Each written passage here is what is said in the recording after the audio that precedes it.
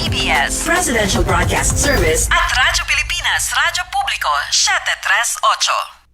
Pinadali na ang government transactions sa tulong ng eGov.ph Super App. Pwede mo nang magawa ang lahat ng ito. I-download ang eGov app sa iyong smartphone o tablet mula sa App Store o Google Play Store. Pagkatapos, ilagay ang iyong mobile number at i-authenticate gamit ang one-time PIN o OTP para marehistro ang iyong account. Saka ilagay ang iyong mga pangunahing impormasyon at kumpletuhin ang facial recognition technology para sa verifikasyon ng iyong pagkakakilanlan. Para sa mas mabilis at mas maayos na serbisyong panggobyerno, gamitin na ang eGov.ph Super App. Ang inyong tulay sa himpapawid ng serbisyo publiko. Ang Presidential Broadcast Service, Radyo Pilipinas, Radyo Publiko. Radyo Pilipinas. Radyo Publiko. Kinilala ng pang-international at prestigyosong Asia-Pacific Broadcasting Plus Awards 2025 para sa kategorya ng Government Streaming. Ito ay dahil sa epektibo nitong pagsasanib ng mga tradisyonal na media tulad ng telebisyon, radyo at print para masabayan ang mabilis na pag-inog ng mundo ng digital at social media tungo sa mas epektibong paghahatid ng mahahalaga at napapanahong mga impormasyon sa mamamayang Pilipino. Kinilala rin ang Radyo Pilipinas dahil sa patuloy na pag-akyat ng rating. Ngayon ay matatag sa pang-4 na pwesto sa Mega Manila ayon sa pinakahuling Nielsen Radio Audience Measurement Survey. At sa social media, nakamit ang mahigit 2,000% pagtaas ng bilang ng mga sumusubaybay sa Radyo Pilipinas page sa unang bahagi ng 2025.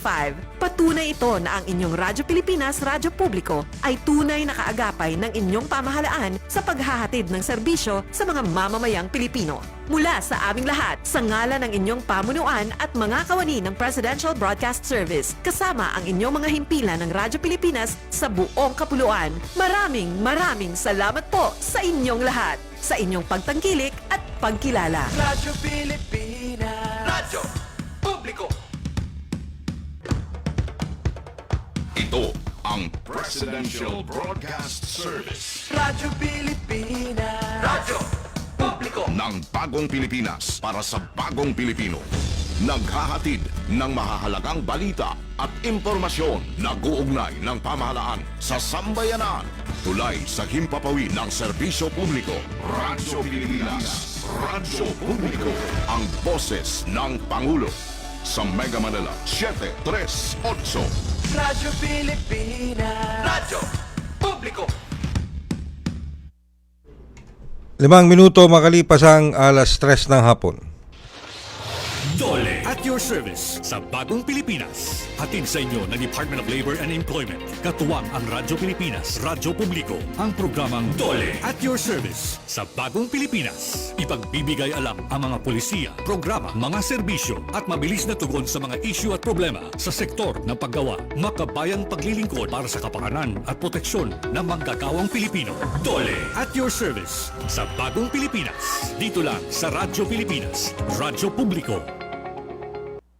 Samahan ninyo ang DOLE sa pagtalakay at pagbibigay ng solusyon sa mga isyu at usapin sa larangan ng paggawa. Maraming salamat. Mabuhay ang Bagong Pilipinas.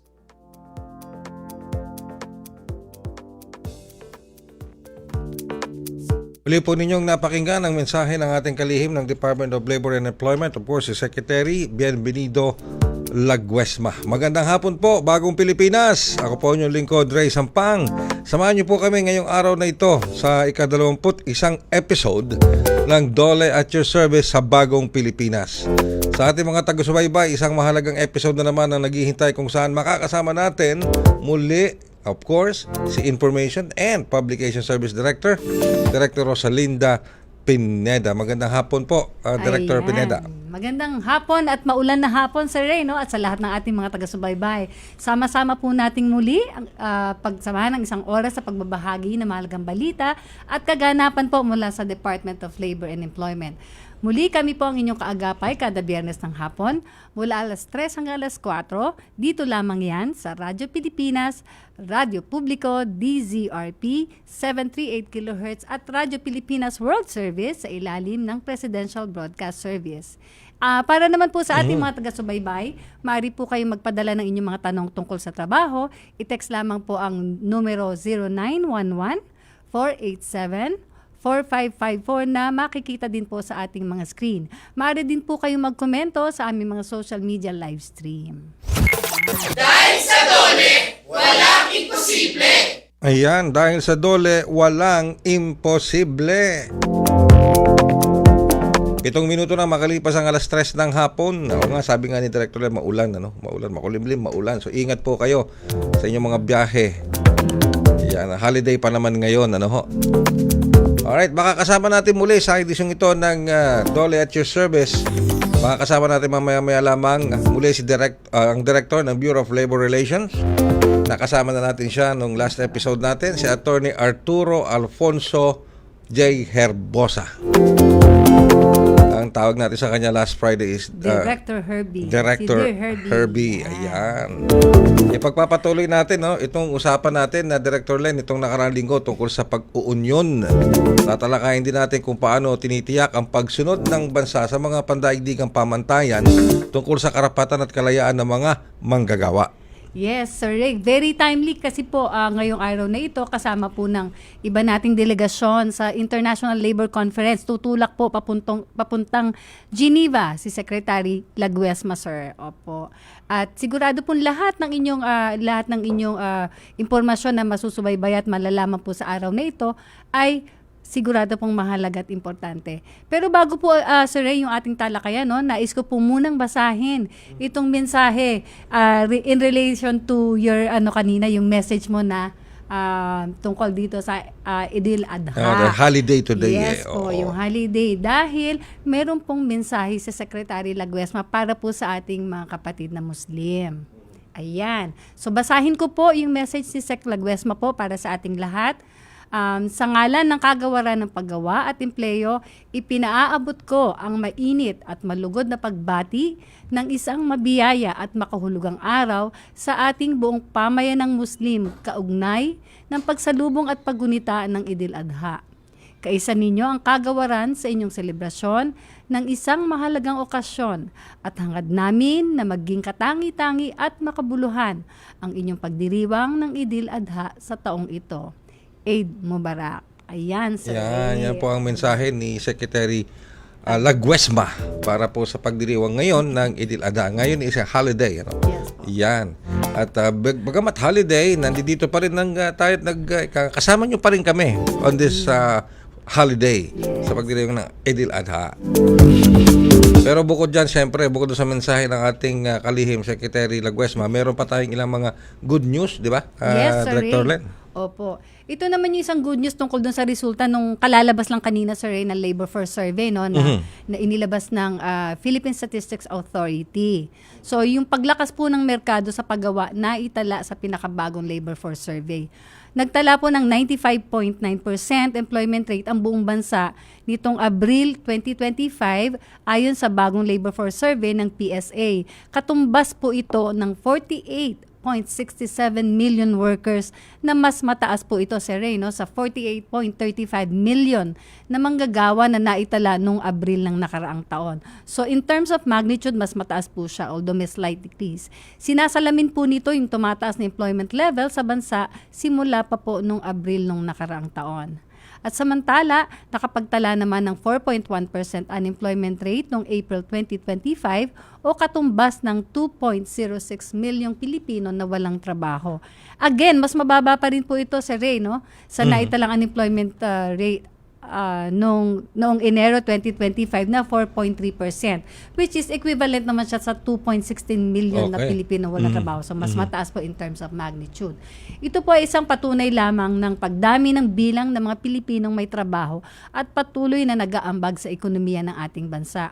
Ilan sa mga sektor na nagpakita ng pagtaas ng bilang ng trabaho ay ang administrative and support services, public administration and defense, agriculture and forestry, construction at education. So sa sa naitalang mga datos po nito, ipinakikita yung pag-unlad ng iba't ibang industriya na lumilikha ng mas maraming oportunidad para sa lumalagang lakas paggawa. Ayan. At of course, nagpahayag naman ng positibong pananaw dyan sa nasabing survey result si Labor Secretary Bienvenido Laguesma. Yes po. At ayon sa kalihim, patuloy na nakikipag-ugnayan ang DOLE sa sektor ng manggagawa at industriya. Ito ay upang makagawa ng mas maraming dekalidad na trabaho, kabuhayan para sa manggagawang Pilipino. Napakagandang balita nga yan. Ano po, Yes, Director sir. Len? Magandang balita yan. Talagang nakikita natin ang paglago ng ating ekonomiya at ang pagtaas ng bilang ng mga may trabaho sa bansa. Marami pa tayong malalaman na mahalagang impormasyon sa programa natin ngayong hapon. Ano po, dahil kasama natin muli ang ating Director ng Bureau of Labor Relations na si Attorney Arturo Alfonso J. Herbosa o si Director Herbie para sa pagpapatuloy ng ating usapan tungkol sa mga union.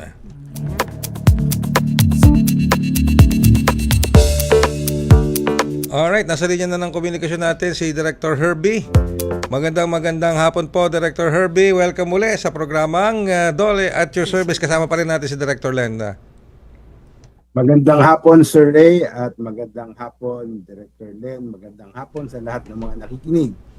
At binabati ko ang ating mga kapatid na Muslim. At syempre, hindi ko rin makakalimutan batiin ng malugod na hapon ng aking competent at efficient staff sa Bureau of Labor Relations. Good afternoon sa inyong lahat. Ayun, talaga naman. Sige, Director Len. Sa pagpapatuloy ng ating usapan with Director Herbie last Friday, marami na tayong natalakay at ito'y continuation ng ating discussion sa kanya. So yung unang katanungan natin, Director Len, para sa Friday na ito. Oo, medyo nabitin kasi ako sa Ray last week. Kaya sabi ko, baka pwede May tayo second magkaroon round, ng second continuation. round. Oo, Yes, oo. kasi Una ko ano, labor organization at baka pag binigay yung numero, mapagkamera tayong fake news, no? Ang labor organization, merong tatlong kategorya yan. Yung union sa private sector, yung union sa public sector, ay yung tinatawag na workers association.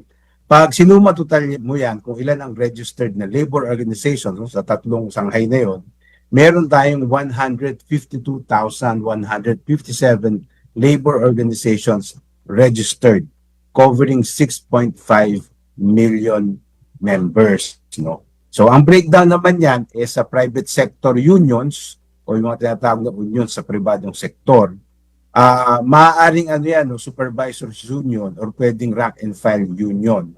Wala lang ako nung bilang ng bawat isa, pero in total, meron lang tayong 18,774 private unions registered with the BLR, covering 1.7 million members, and this comprises 12.3% of the total population of labor organizations. And then sa public sector naman, ang mga union ng ating mga kapatid sa mga iba't ibang kagawaran ng gobyerno, rank and file employees lang ang pwede mag-union sa public sector. At meron tayong 2,057 public sector unions registered, covering 675,485 employees, making up 1.4%. At ang Workers Association, ito ay mga asosasyon ng mga manggagawa na walang employer. Di ba? Meron tayong 131,353 workers associations registered, covering 4.5 million members, and they comprise the biggest percentage of the population at 86.3%. So linawin ko lang, workers association, ito ay mga organisasyon ng mga magagawa na walang employer. Ito yung katulad ng mga tricycle driver, Okay. na pwede sa workers association, ang mga security guards na nagtayo din ng mga workers association, at mga iba't iba pang mga independent contractors or mga namumuhunan sa kanilang sarili. Sila ay pwede magtayo ng mga workers associations for their mutual aid and protection. Yung dalawa, yung private sector sa public sector, isa sa mga layunin nila ay magkaroon ng collective bargaining agreement for private sector employees or collective negotiation agreements for public sector employees. Bakit, matanong ko lang, Director Herbie, bakit po mahalaga na makapagrehistro itong mga union sa Bureau of Labor Relations? Tsaka paano ang proseso nito? Okay. Una-una, yung exercise ng right to organize, pwede mo yan gawin kahit di ka mag-register. Wala naman sa'yo nagmamandaan doon na mag-register ka. Pero ang registration, ito ay isang paraan para unang-una magkaroon ka ng tinatawag na legal personality, di ba? So, pasensya na hindi ko alam Tagalogin ng legal personality. But basically, ang legal personality ay ayon sa batas, ito yung nagbibigay sa iyo ng parang karapatan na mag-perform ng mga legal activities, no? Mag-perform ng yung mga activities. Parang ang isang korporasyon ay kailangan mag-register sa SEC para magampanan ng kanyang mga dapat gampanan. Ganun din ang labor organization. Magpaparegister kayo para meron kayong mga bagay-bagay na magawa ko ng official capacity. Diba? Yun ang katuan. Pangalawa, siyempre, pag registered ka, pwede kang lumuhok sa tinatawag na collective bargaining process, no? Sa public sector, sa collective sa private sector na ang collective bargaining, dahil may tinatawag dyan na either accreditation sa public sector o kaya certification election. At pwede ka lang lumahok dyan sa private sector rin at certification election. Ang pwede ka lang lumahok dyan pag ikaw ay registered. Dahil dito, pipiliin sa proseso to kung sino ang magre-represent sa mga empleyado sa isang enterprise, no? So, kailangan registered ka dyan. At pangatlo, kung registered ka, dahil ikaw ay may legal personality, pwede kang sumali o lumahok sa mga programa ng Department of Labor para sa mga labor organizations. Alright. Pero matanong ko lang, Director Len, Director Herbie, kasi minsan narinig ko, halimbawa, illegal yung strike na ginagawa ninyo. Di ba yung mga illegal yan, ganito, ganyan. Paano nagiging illegal yon? Ano bang nagagawa ng isang union para ma-label yung activity nila bilang isang illegal strike? Well, una-una, no, pagka mayroon ng order na wag na kayong mag-strike, no, yung tinatawag na assumption of jurisdiction, meaning sinabi na ng Department of Labor and Employment, okay, tama na, ayusin na namin to. Pag kayo ay tumuloy pa rin mag-strike at defy ang order ng return to work, yan ay magiging illegal na strike. Yun. Pag ay may mga ginawang, pwede pa naman kayo mag-strike, hindi wala pa naman order ng Secretary of Labor na itigil lang strike, tuloy ang strike, maganda naman nangyayari. Pero may mga kasamahan kayo na nag-umpisang mambato, manakit, sirain yung mga kagamitan sa kumpanya. Yan ay illegal acts na maaaring maging rason para itawag yung isang strike na yun na illegal. Yun. Malinaw. Malinaw. Sige. Ngayon, ang isang gusto ko lang i-emphasize ang illegal strike, may mga consequences yan. No? Pero ang isa sa mga hindi niyan consequence ay criminal liability. Okay. But just because you engage in what may be termed an illegal strike, automatic na you are already committing a crime. Ang criminal liability mag-a-attach lang pag in the course of that illegal strike, meron kayong mga ginawang illegal acts. Wari, nambugbog kayo ng kasamahan ninyo o yung nasa kabilang partido, physical infliction of physical injury, doon kayo magkakaroon ng criminal liability. Dineface nyo yung pader ng kumpanya, ano rin yan, di ba? Damage to property. Yun ang criminal offense doon. Ayun. So, malinaw. Buti na lang at nalaman natin kay Director Herbie. Director Len. Meron talaga mga acts na illegal, sir, at may criminal liability. Ano? Sir Herbie, nabanggit mo po kasi kanina yung 152,157, no? Na unions or workers association. At covered po nito 6.5 million workers. Napakataas po nito. Pero ano po ba yung mga programa ng Bureau of Labor Relations o ng DOLE para po dito sa mahigit na 6 na milyong workers po na miyembro po ng union, sir? Okay. Nabanggit ko na nung huling programa natin, no? Meron kaming tinatawag na Labor Education Program. Yan ay isang mahalagang bahagi ng pag-uunyon. Dahil dito nila maaaring matutunan ano-ano ang mga kanilang responsibilidad being union members, ano-ano pwede nang gawin bilang union members, at ano-ano pwede nilang gawin kung hindi pa sila nag-uunyon para magkaroon ng union. No? At ang BLR ang nangunguna sa labor education programs ng Department of Labor and Employment. Meron kami tinatawag na Labor Education and Labor Employment Education Services. No? At dito, meron kami tinatawag na Workers Organization Development Program at meron kami Workers Organization Development Program Plus. Yung sa Workers Organization Development. Program for Development, WOODP Plus, ang ginagawa namin dyan ay nagsasubsidize kami ng mga training na pwedeng gawin ng mga ating mga manggagawa para makatulong sa pag-uunyon. Nandyan ang paano mag-bargaining, paano makipag-negotiate, paano magpadami ng miyembro, ano-ano mga batas na dapat nilang alam. Ayan ay nagbabahagi kami dyan ng pondo para sila ay makapag-conduct ng mga getong educational or training programs. No? Pwede rin naman silang mag-request sa amin para kami ang gumawa ng programa. Maaari naman magawa yun. No? Tapos, meron din kami tinatawag na WOODP na regular, which it's a subsidy or a scholarship naman for union officers, members, and their dependents. No? Maaari silang mag-qualify para magkaroon ng subsidy sa kanilang pag-aaral, no? Whether postgraduate or yung regular college courses. Ayan, pati beneficiaries din pala, Sir Ray, Ang no? dami, no? Yung mga members ng family ng mga union members. Pero dapat po ay nakarehistro. Tama, Sir Herbie, ano? Dapat po ay nakarehistro muna sila kay BLR. Ayun. Pag hindi i-register, syempre, hindi masasakop pwede ng mag-avail ng mga mga- benefits. Oo, ano? kasi baka barkada lang yun. Anyway, Ayan. okay. Alright. Ano naman po, matanong ko lang to Director Len, Director Herbie. Ano naman po yung mga bahakbang na sinagawa ng pamahalaan matapos itong tinatawag na yung high level, meron kasing high level tripartite mission ng International Labor Organization noong 2023. Kung saan, 2023. Inalam kasi Pero, yung estado no, yung pagsunod ng bansa ng Pilipinas sa ILO Convention number 87 o yung yung Freedom of Association of Protection of the Right to Organize. Ano na po ang diyan, mga nagawang hakbang? Yeah. Siguro maganda maipaliwanag ka muna kung bakit nagkaroon ng high-level tripartite mission dito sa Pilipinas noong 2023. Bilang miyembro tayo ng International Labor Organization, meron tayong mga palatuntunan na dapat sinusunod. No?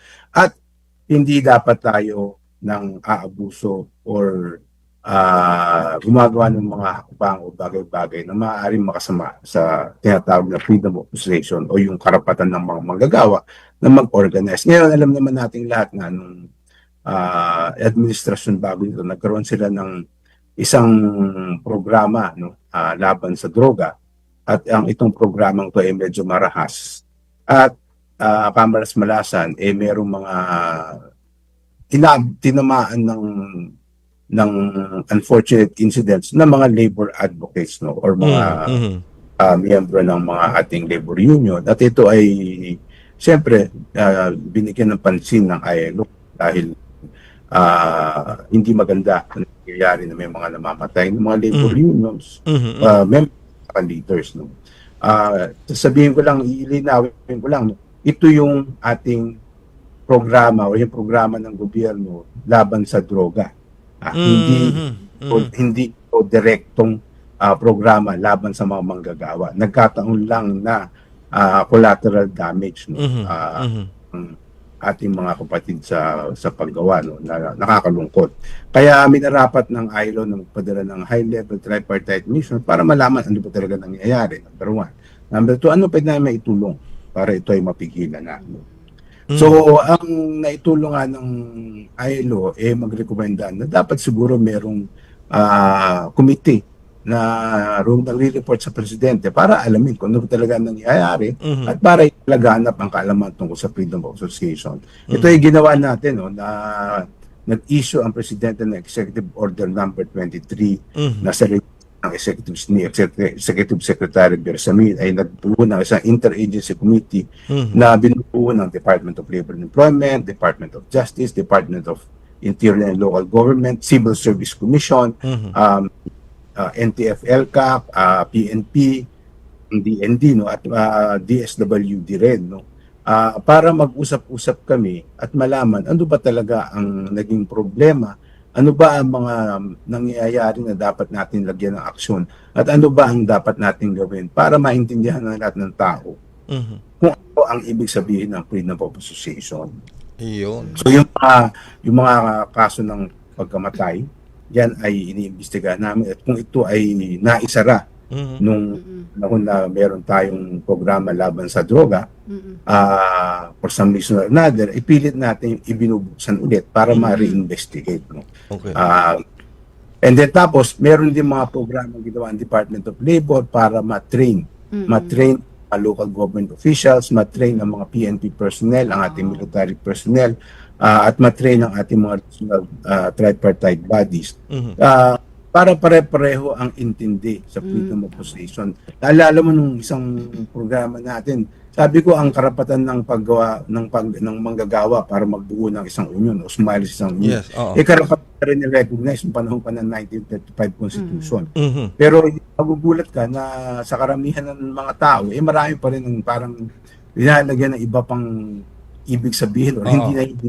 Para may stigma. May stigma. Oo. Stereotyping. So ito ay ginagawa namin parang training program namin para sa lahat ng mga stakeholders para maging pare-pareho ating pagkakaintindi at pagkaka-appreciate sa freedom of association. Na hindi ito gawa-gawa ng kalaban, kundi ito ay isang karapatan na inihersisyo ng mga taong nararapat mag-exercise nito. Ayun. Okay, Director Len. Related pa rin yung question ko dyan, Dear Herbie, ano? Meron po ba tayong datos tungkol po sa issue ng mga labor union, no? Na naka-experience ng karahasan nito pong mga nakaraang panahon? Para po maintindihan din ng ating mga viewers at ng ating mga listeners na kahit po union leaders ito, hindi naman po yata trade union related yung mga naging kaso o minsan meron po yatang umabot pa sa pagkawala, no? Pagkamatay ng isang labor union. Meron po kaya tayong mga datos tungkol dito, sir? Meron naman, no? At ito ay kinukolekta namin at inaalam pa, no? Hindi pa namin malaman yung exact number. Pero may mga cases na lumabas na, no, na masasabi mo, hindi naman masasabi with conclusively na it was not related to a trade union activity, no. Mangyayari naman yung miyembro ng union or union leader na maaaring na biktima ng panahon na yon na ang pagkakapas lang sa kanila ay hindi naman dahil sa ibang activity, pwedeng kaso na nag-aaway yung mga pamilya nila, magkaroon ng patayan, siyempre yung isa na miyembro ng union. Pero yun pa lang, no? Hindi pa namin masyadong dinalagyan ng conclusion yung mga yun. Tuluyan pa rin namin iniimbestigahan kasi alam mo naman sa pag-imbestiga, dead men tell no tales, no? Yes, so wala yes. on witnesses who saw it. And then of course there is this pa rin, di ba, fear of coming out, and those are the challenges that we are currently facing now. And I just hope that our brothers in the union, in the trade federation, would be patient in what we are doing. But definitely I assure everyone that we are trying to do something about it. Pero We are trying. pero Director Herbie, napag-uusapan natin yan, yung mga kasong yan, ano po, at of course napag-uusapan natin yung mga naging possible violations sa human rights. May convergence program po ba ang Bureau of Labor Relations at Commission on Human Rights upang matulungan ang mga biktima sa paglabag ng kanilang freedom of association? Okay. Isa sa mga rekomendasyon ng high-level tripartite mission sa atin, magkaroon daw dapat tayo ng isang independent body who will investigate human rights violations. No? At ito nga ang Commission on Human Rights, which is an independent body created under our Constitution to look into and investigate allegations of human rights violations. No? So kami usap sa kanila at sabi namin na magkaroon tayo ng data sharing agreement. Kung anong kaso meron kayo at anong mga ebidensya na gather nyo, alitan tayo, no? At baka meron din kaming ebidensya na nakalap na hindi naman nawala kayo. Magaan tayo mag-usap. Yan ay isang ginawa namin hakbang na tinatawag na data sharing agreement. Now, recently, no, itong Labor Day lang, prior to Labor Day, weeks before the Labor Day, we Department of Labor and Employment met with the Commission on Human Rights. Pag-isip-sipan kasi namin na may mga programa ang Department of Labor na maaari namin naman ibukas sa mga biktima ng human rights. Okay. Ang tinatawag naming Labor Intervention, Financial and Economic Assistance Program, LIFE. At yan ay in-announce namin nung Labor Day celebration. At dito lang naman ang CHR ay magbibigay lang sa amin ng mga listahan ng mga naging biktima no, na proseso nila ng mga kaso ng human rights violation. At kung ito ay nagresulta sa pagpaslang, no, yung mga dependents, bibigyan namin ng opportunity para lumuhok sa aming mga iba't ibang klaseng programa, no, para makatulong. At kung ang human rights victim ay buhay pa, sila naman ang pwedeng diretsong mag-avail ng aming mga programa. Mga programa namin, kasi meron dyan mga livelihood assistance at training program, di ba? At meron din dyan training, kung sila mag-training, mag-training para through the TESDA. At meron din kami mga, kung meron ng mga skills na employable yung tao, meron na kami referral sa ating mga iba't ibang programa para ma-place sa trabaho, no, yung aming sa mga aming job placement initiatives at sa aming mga government internship program. Pwede rin sila makapasok doon. Sa madalit salita is para magkaroon din sila ng opportunity para makabangon, no, sa nangyari sa kanila, no, tulong ng pamahalaan. Okay. So manggagaling ang listahan mula sa Commission on Human Rights. Yes. Manggagaling ang listahan sa Commission of Human Rights, sila ang magsasabi sa amin na ito ang mga na-identify na sa human rights. Magandang programa. At hindi lang yun, Sir Ray, no? Siguro hindi lang din yung mga na-violate yung human rights. Kasi meron din po tayo, kung maalala ko, Dear Herbie, nung last na Labor Day po, di ba? Nag-award po tayo ng mga livelihood assistance para naman po doon sa Union din yata, tama ba ako, Dear Herbie, na nawalan po ng trabaho yung sa Sofitel po, tama po ba? Totoo yan. Totoo yan. Yan. Dahil rehistrado po sila naging kasi balita sa yan, yung mga nawalan ng trabaho. Yes. Sa Sofitel. Kasi ang programa namin, qualified. May mga programa kami na qualified ang mga tinatawag na dislocate na mga pagbabawa. No? Katulad ng mga empleyado ng Sofitel na nagsara. Diba sila ay nawalan ng trabaho. At I think noong unang mga 5 years ago, meron din nangyaring layoff sa isang kumpanyang gumagawa ng mga kotse. Nagkaroon din ng livelihood assistance yung mga miyembro na naapektuhan nung sigalot na yun sa kumpanyang yun. Ayan. Kasi sa Dole, walang imposible sa talaga naman sa Dole walang imposible sige. Pero matanong ko lang po Director Herbie. So sa ngayon po, of course, alam ko maraming hamon ngayon sa larangan ng paggawa. Okay? And of course, syempre, tulad na nabanggit po natin, patuloy natin hinihikayat yung ating mga kababayan na tanggalin yung stigma na nakadikit sa pagbuo ng union o yun yung kinakatawan ng union. Sa tingin nyo po ba, within this administration at sa mga susunod na taon, halimbawa, will we be able to change the mindset ng ating mga kababayan tungkol sa stigma na kinakabit sa union? Director Herbie? Yan ang aking inaasahan. Hindi ko na magagarantiya na magbabago dahil kung nag-uusapan natin dekadang paniniwala ng maraming tao. Pero sa tulong ninyo, sa tulong ng programang ito, sa tulong ng aming mga ibang ginagawa para magkaroon ng dialogo na maayos among workers and employers, I am hoping and I am confident that that stigma will eventually go away. Sana nga mawala nga agad. Kung hindi man mawala, magkaroon ng pagkakaintindihan na ito ay isang karapatan na dapat i-recognize, na dapat pabayaang lumawig at hindi kailangan dumating sa pagkakataon na karahasan ng gagamitin. Dahil hindi naiintindihan kung ano ang ibig sabihin ng freedom of association. Ayun. Dahil nga dito, sir, even the president, di ba? Nakipag-usap din po siya sa mga sa na TUCP. asosasyon TUCP para din po yung commitment talaga ng pamahalaan kasama po ang Department of Labor and Employment sa pangunguna ng ating butihing kalihim na talaga pong pinakikinggan ng kasalukuyang administrasyon yung kanilang mga hinaing at ginagawan din po ng paraan ng ating pamahalaan.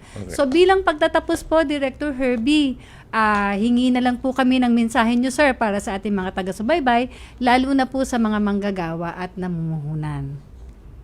Ayan. Sige, maraming salamat. No? Unang-una, gusto ko lang sabihin sa ating mga nanonood na meron tayong prosesong pinagdadaanan. No? Hindi automatic lahat ng bagay. Pagdating naman sa pag-uunyon, ang pwede na naman gawin ng Department of Labor is to encourage, no? To create the environment na ito ay po pwedeng lumawig. No?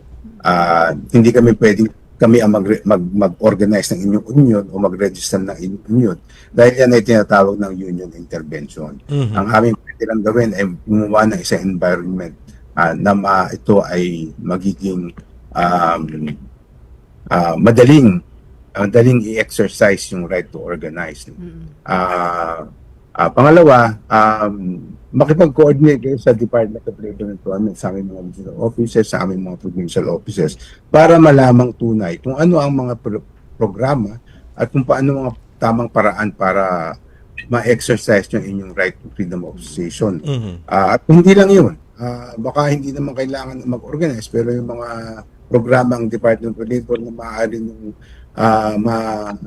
masalihan, masalihan din. Huwag kayong mag-aatubiling pumunta sa ayong mga regional offices at mga provincial offices para magtanong kung ano, kung ikaw ay fresh graduate, ano ang pwede sa'yo maitulong ng Department of Labor. Meron actually, diba? Ang importante lang ay makipag-usap or alamin kung ano mga ito. No?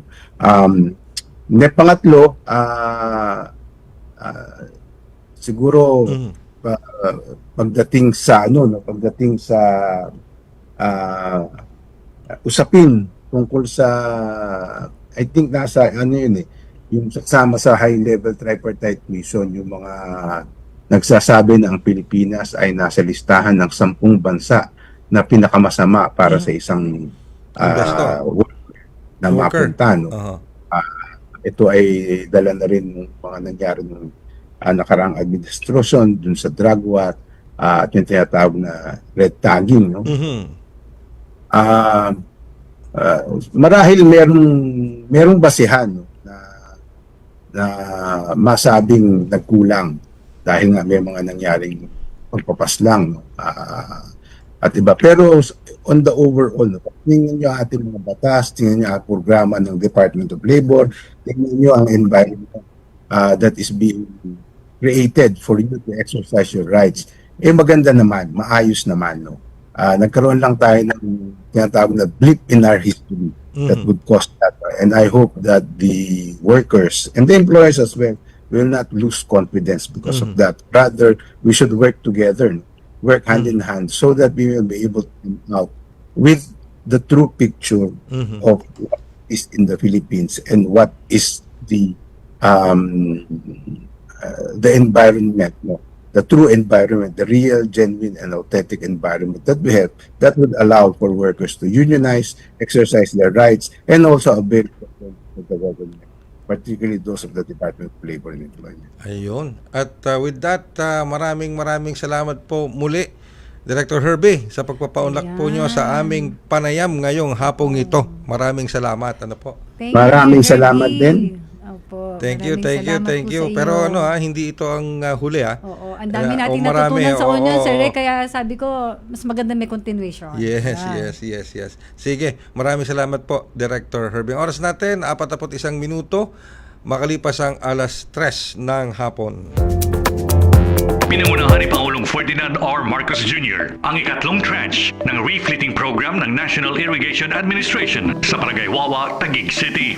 Napakahalaga ng refleeting program ng NIA lalo na po sa panahon ngayon Mabigat ang pagsubok na kinakaharap ng ating mga magsasaka dahil nga sa dinudulot na climate change. Mas matinding init, mas malalang ulan, at pabago-bago.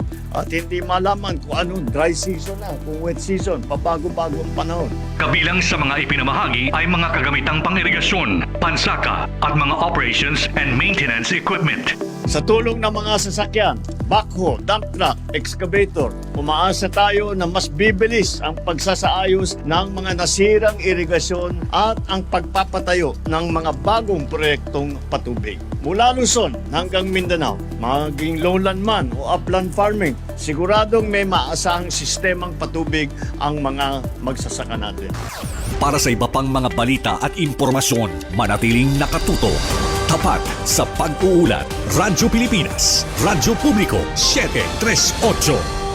Dole at your service sa Bagong Pilipinas.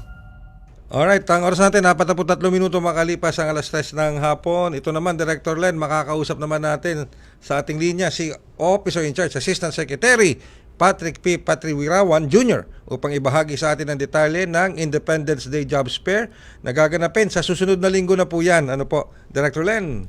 Yes, Sir Ray. Magandang hapon, Sir Pat, o IC ASEC Pat. Sir, pwede po bang ibahagi po sa amin at sa atin pong mga taga-subaybay yung detalye po ng gaganaping Independence Day Job Fairs po sa susunod na linggo? Maraming salamat po, Director Len and Sir Ray. Magandang hapon po sa inyo at sa ating mga taga-subaybay. Sa gaganapin po nating Araw ng Kalayaan Job Fair, magkakaroon po tayo ng 49 job fair sites kung saan sa NCR po ay meron pong 16 po na job fair sites po, no. Ang mga job fair sites po na ito ay ang mga sumusunod: SM Grand Central, SM Manila, SM Mall of Asia Music Hall, SM North EDSA, SM Novaliches, SM Fairview, SM Center Point, Vista Mall Taguig, Parañaque City Sports Complex, SM Center Las Piñas, Robinson's Place Las Piñas, Robinson's Metro East, SM City East Ortigas, SM City Marikina, SM Mega Mall, at SM Mega Mall para po sa NCR job fair sites. Okay, sige. So, yun po yung listahan, yung mga lugar kung saan magano. Sige. Yan. Maaari ko rin po bang ibahagi po yung job fair sites po sa iba pong mga rehiyon? Sige po, go ahead po. Pat, sige po. Maraming salamat po. Sa Cordillera Administrative Region po, meron po tayo sa SM City Baguio at sa Kalinga Province. Sa Region 1 po, meron po tayo sa SM City Lawag, Candon Civic Center, Robinsons La Union, Don Leopoldo Convention Center, at Nebo Mall, Dagupan City, Pangasinan, at sa SM City Rosales, Pangasinan.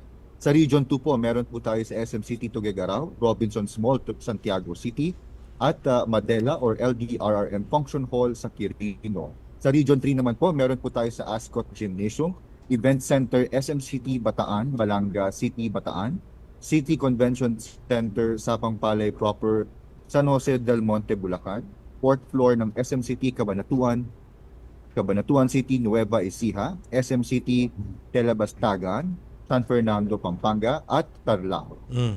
Sa Calabarzon po, meron po tayo sa St. Jude Cooperative Hotel and Event Center. Sa Mimaropa po, meron po tayo sa SM City Puerto Princesa, Palawan. Region 5, SM City Legazpi, Barangay Kapantawan, Legazpi City. Region 6, SM Bacolod, Negros Occidental.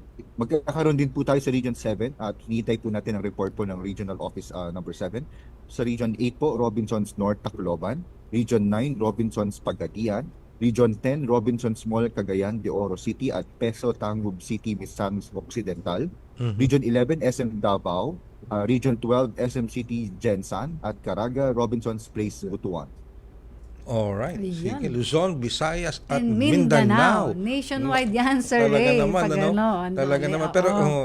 Pero ang tanong dun, may tanong kaya ta, Director Len eh. Opo. Doon sa 47 job fair sites na nabanggit na mag-ano po sa labor sa Independence Day, Sir Pat, ano? Ilang vacancies po kaya ang i-offer ng mga employers natin dito, sir? Yes, Director Len, meron na po tayong 72,000 solicited na mga vacancies po mula po sa 800 participating employers. 72,000 vacancies. Opo. Alright. Kalaki, no? Okay. dami yan, Sir Ray. Kung bata-bata lang ako, mag-a-apply ako eh. Yung tanong mo, Sir, anong tanong natin? Okay. Susunod doon sa vacancy. Pero doon sa vacancies, ano yung sektor na nakapagtala ng malaking bahagi ng kinakailangan ng trabaho? Yes po, Sir Ray. Nakita po natin na itala po yung mga sumusunod po ng mga industriya, no? Manufacturing, retail, BPO, accommodation and food service activities, at financial and insurance activities. At halimbawa po ng mga trabaho na i-adopt dito ay ang productions operators, sales clerk, call center representative, service crew, at microfinance officer. So ang kailangan nang gawin dito, Director Pat, pupunta sila doon sa mga nabanggit na lugar. Kailangan dala na nila yung mga required mga documents, no? Mga resume. Kasi alam ko ang DOLE in partnership with other government agencies, meron kayo tinatawag na one-stop shop eh. Yes. 'Di ba? Pag mga clearances, meron din available na ganoon. Yes po, Sir Ray. Meron po tayong one-stop shop services para po sa mga job seekers natin na mga kailangan na process ang kanilang pre-employment documents, katulad po ng SSS Pag-ibig, PhilHealth or TEAM, Police Clearance, PSA Birth Certificate, at NBI Clearance. Ang gagawin na lang pala nila, Director Pat, Director Len, dala yung requirements, may dala silang sarili nilang ballpen kung kinakailangan, tapos punta lang sila doon at kung kailangan nilang mga clearances, doon na lang, pwede na doon, di ba? Dire-diretso na. Ang tanong ilang kaya yung maha-hire on the spot? Sana marami, Sir Ray. Diba? Oo. Kasi yun naman talaga yung target natin, mabigyan ng trabaho yung ating mga job seekers. And Sir Pat, diba, bibigyan mo kami ng kopya, Sir, ha, para mai-post natin sa ating mga social syempre. media yan. Para alam po ng ating mga Yes, job po. seekers kung saan po sila pupunta. Yan, sige. Mahaba-habang Director. listahan yun, Director Pat, ha? Opo. Mahaba-habang listahan yan. Sige, Director Len.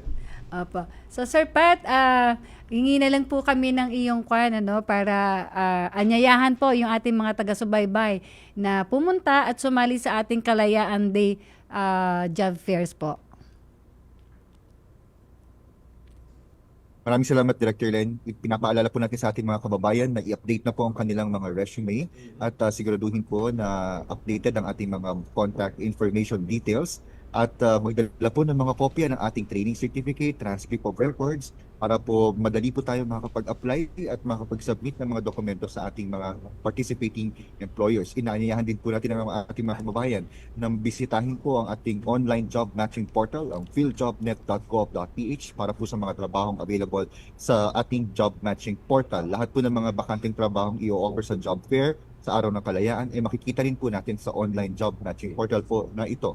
At inimbitahan po natin ating mga kababayan na bisitahin po ang ating mga public employment service offices sa kani-kaniyang mga munisipyo, siyudad at probinsya para po malaman ang mga latest na available na trabaho at mga training, skills development opportunities po para po sa inyo. Ayan. Thank you very much, Director Pat. Itong listener, itong nakikinig sa atin at nanonood sa ating Facebook broadcast live, si Yoli Mula. May tanong kasi, paano ba mag-apply ng trabaho? Nais ko rin magkatrabaho. Ay, punta ka doon, Yula. Doon sa mga Yoli. Doon sa mga si Yoli Mula nagtatanong. Punta ka doon sa pagdating ng Independence Day. Punta ka doon sa mga nabanggit ni Director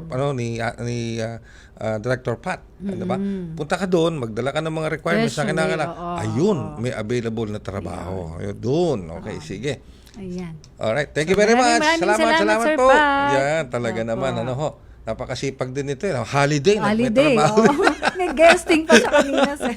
Sige. For Alright. the whole day. Ang oras, meron 51 minuto na. Makalipas ang Yes. alas 3 ng hapon. Pero sa puntong ito, mga kababayan, at kailangan mag-ingat po tayo sa daan. At ito pong nakikita nyo ngayon, kasi kaya ko sinasabi yan, dahil ito nakikita nyo ngayon sa kahabaan ng Governor Forbes Street sa may Sampaloc, Maynila. Sa mga taga Sampaloc, kamusta kayo dyan? Kung saan nakararanas ng malakas na pag-ulan. Kuha po yan mismo ng ating Bureau Director General, Director General Dindo Amparo. Ayan. Samantala, naglilibot din si Dayan Liar sa EDSA Santolan, northbound lane. Dayan, ano naman ang sitwasyon dyan? Radyo Pilipinas. Radyo Pilipinas. Report. Yes, Ray, bubuhos nga ang malakas na ulan ngayong hapon at dito sa kahabaan ng EDSA Santolan at northbound, papunta na kami ng EDSA Kamuning hanggang dito sa may Eton Cedris. Mahina hanggang sa katamtamang lakas ng ulan ang nararanasan sa mga oras ng ito. Pabago-bago yung ulan may mga parte na nagiging ambon tapos mahina hanggang lumalakas, pabugso-bugso yung ulan at kapansin-pansin rin na ilang mga motorsiklo ang kanya-kanya ang diskarte sa pagsilong at napansin din natin na bumagal ang daloy ng mga sasakyan dahil mayroong ilang kalsada na rin ang nakita natin na baha at light to moderate ang daloy ng trapiko sa kahabaan ng EDSA northbound. Sa ngayon ay nakarating na kami dito sa may bandang Quezon City Circle kung saan mahina hanggang sa katamtama na rin ang lakas ng ulan at yung ilang mga pasahero dito ay may daladala ng mga payong.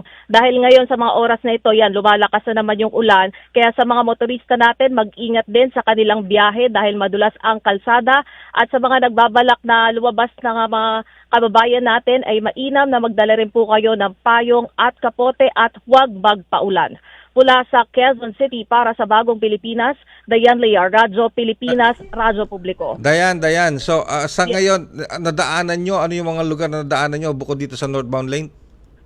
Ayan yung kahabaan ng EDSA. Nagaling kasi kami sa Krame, no? Tapos binagtas namin yung EDSA northbound lane, EDSA Santolan, Kamuning, hanggang sa Quezon City Circle, ay hanggang sa East Avenue, Quezon City Circle. Napansin natin bumagal yung daloy ng trapiko, may pagsisikip na nga dahil nga umulan. Yan naman ay expected sa atin. Kapag umulan, konting baha, ayan na, traffic na ang kasunod niyan. Bagamat holiday ngayon, Ray, kaya medyo moving yung mga sasakyan. Pero kung Friday rush hour na mangyari siguro tong ganitong kalakas na ulan sa normal na araw, mas mabigat ang daloy ng trapiko. Ito napapansin natin dito sa Quezon City Circle, maluwag naman yung daloy ng trapiko at yung ilan lang mga kababayan natin na naghihintay dito sa bandang Philcoa, yung mga sakayan o kalayaan. Kaya medyo nagbabagal yung daloy ng trapiko kasi nandito yung mga naghihintay na mga pasahero at yung mga sumasakay ng mga PUV. So, ayun. Alright. Pero sige na, siyempre, ang pinag-usapan natin dito sa may bahagi ng Quezon City, sa EDSA. Pero, of course, kanina, may nakita rin tayo mga video clips na pinadala ni Director General Dindo Amparo ng PBS. Ano po?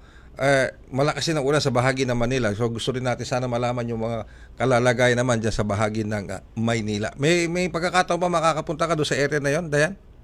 Sige, titignan natin yan, Ray, yung lagay ng panahon dun sa bahagi ng Maynila at nakita nga rin na mas malakas yung ulan doon. Kasi bago tayo lumabas kanina sa Campo Crame, sobrang lakas ng ulan at nung lumabas naman tayo, biglang humina. Yun nga, pabugso-bugso yung lakas ng ulan nung tayo ay lumabas simula Campo Crame hanggang binagtas natin yung EDSA northbound lane kanina lamang. Pinapatanong ni Director Len kung baha na raw ba sa area ng Intramuros.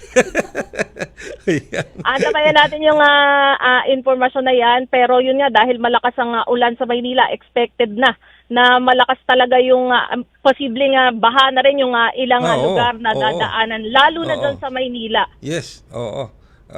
Talagang may malaking bahagi ng Metro Manila ang flood-prone areas Dayan, So, ingat din sa ating mga kababayan niya. Kasi alam ko may binabantayan tayong low pressure area. Oo, meron tayong binabantayan ang low pressure area, pero ang sabi naman ng Pag-asa ay mahina ang tsansa nito na maging bagyo. Pero pwede magdulot ng ganitong klase ng mga pag-ulan-ulan, no? Okay. Correct. Kaya patuloy yung paalala nga ng Pag-asa na sa mga kababayan natin, laging maging alerto, magdala na ng mga payong at kapote kapag lalabas ngayon na simula ang panahon ng tag-ulan. Alright. Thank you very much, Dayan, at keep us posted. At mula sa Quezon City para sa Bagong Pilipinas, Dayan Lear, Radyo Pilipinas, Radyo Publiko. Ay, Director Len, yan ang ating kasamang si Dayan Lear, nag-uulat sa atin sa labas ng ating himpilan tungkol dito sa epekto na nung pag-ulan dito sa Quezon City, maging sa ibang bahagi ng Metro Manila. Manatili po dapat dobleng pag-iingat. Yes, manatili po kayo nakatutok sa Radyo Pilipinas, Radyo Publiko para sa iba pang update kaugnay ng panahon at sitwasyon sa lansangan. Thank you very much kay Director General Dindo Amparo for the video clip na pinadala sa sitwasyon dyan sa Maynila. Alright. Maraming salamat, Director Len. Thank you very much, Sir Ray. Ingat po tayong lahat at happy weekend po. Eid Mubarak. Yan. Maraming salamat po at sa ngalan po ng lahat ng bumubuo ng Dole at Your Service, ito naman ang inyong lingkod, Ray Sampang. Hanggang sa susunod na edisyon ng Dole at Your Service. Kasi sa Dole, walang imposible.